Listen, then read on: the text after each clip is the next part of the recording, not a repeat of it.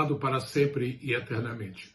Eu estou trazendo hoje o número 4 da série Gotas de Teologia e aproveitando a oportunidade que aqui nos Estados Unidos da América, no dia de hoje, 18 de junho de 2023, é o dia em que se comemora o Dia dos Pais, quero aproveitar para falar de um assunto teológico de relevância.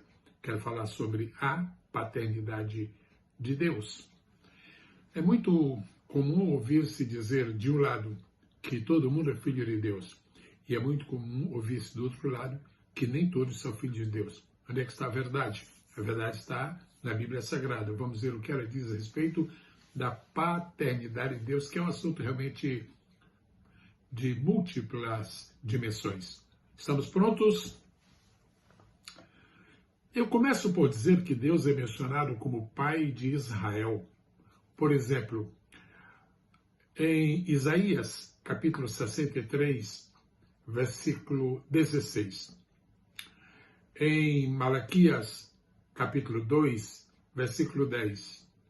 Em Êxodo, capítulo 4, versículo 22. Estou dando 3 citações, mas poderia ser um pouco mais. Agora, apesar de Deus ser mencionado como Pai de Israel, a verdade é que, no sentido prático e experimental, Israel não se sentia filho de Deus. Você não encontra na Bíblia nenhum relacionamento de algum judeu, de algum israelita, de algum personagem do Antigo Testamento, relacionamento dele com Deus, nessa condição de filho, falando com o Pai Celestial. Muito bem. Foi preciso que Jesus viesse a este mundo para trazer uma noção abrangente, nova, resultado da graça, de que agora nós temos o direito de reconhecer e nos dirigirmos a Deus como Pai. Repetindo, número 1, Deus é mencionado como Pai de Israel. Número 2, Deus é chamado de Pai das luzes.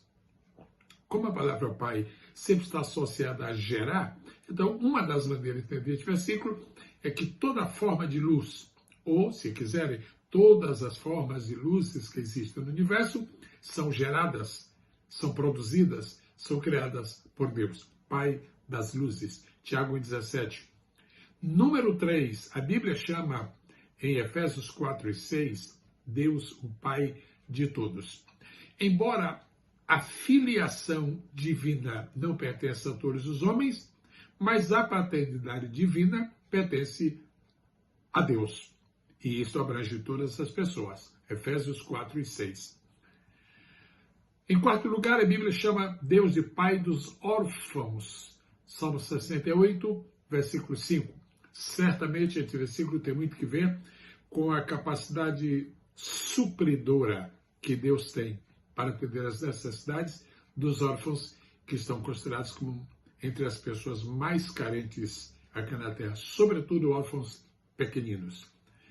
Número 5, Deus é chamado de Pai da Glória, em Efésios capítulo 1, verso 17. Glória também é uma palavra abrangente nas Escrituras Sagradas, mas o Pai, o Criador, o Produtor, o Gerador, a fonte e o distribuidor da glória é sempre Deus. Agora, há uma comunicação muito especial de Davi com Deus, enfocando essa questão de paternidade. Eu chamo os meus nobres irmãos visualizadores para Salmo 89 e verso 26. Você vai gostar de ler e estudar este versículo. Número 7. Deus se tornou Pai dos que recebem a Cristo. João capítulo 1, versículo 12. A todos, quantos receberem deles o poder ou o direito de se tornarem, de serem reconhecidos, de serem identificados como filhos de Deus. Eu sugiro também que os meus irmãos vão a Efésios capítulo 3, versículos 14 e 15 e Mateus 23 e 9. Pelo menos estes. São gotas apenas. Número 8. Jesus, enquanto na terra, chamava Deus de Pai. Meu Pai, meu Pai, meu Pai, meu Pai, meu Pai. E aí, antes de subir para o céu, ele fez essa distinção muito clara. Meu Pai e vosso Pai. Muito bem. João capítulo 20, verso 17 é uma das citações que eu traria. Em Isaías 9, 6, Jesus, como segunda pessoa da Santíssima Divina Trindade, ele é chamado de Pai da eternidade. Claro que existe uma eternidade que é incriada, absolutamente incriada, é a eternidade na qual Deus sempre habitou. Mas houve um dia em que uma outra eternidade foi criada.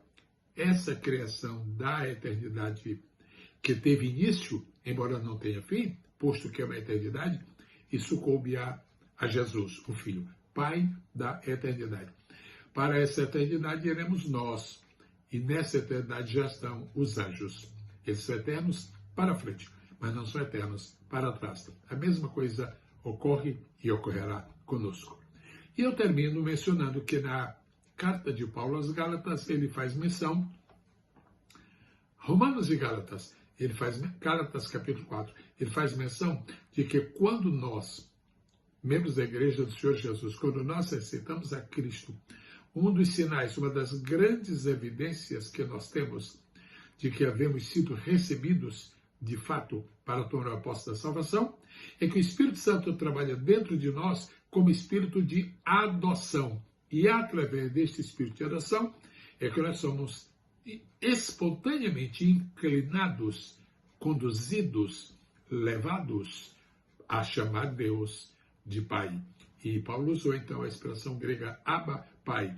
Isso seria, segundo muitos comentadores, algo que corresponde a uma grande intimidade com Deus, como se nós tivéssemos aquela disposição para chamar a Deus de Papai, de Pai do meu coração, de Pai querido.